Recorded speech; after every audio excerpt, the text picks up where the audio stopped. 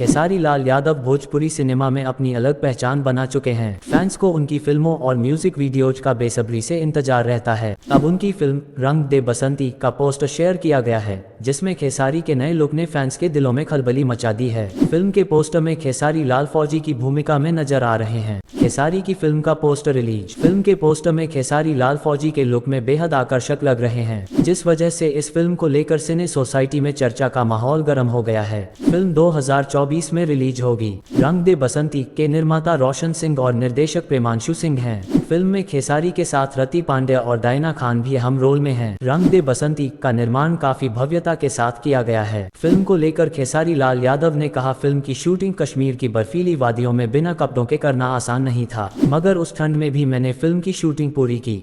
मेरे साथ रति पांडे भी उस सर्दी में डटी रहीं और अपना बेस्ट दिया। फिल्म के निर्माताओं की मौजूदगी में हम सबका हौसला बढ़ता था।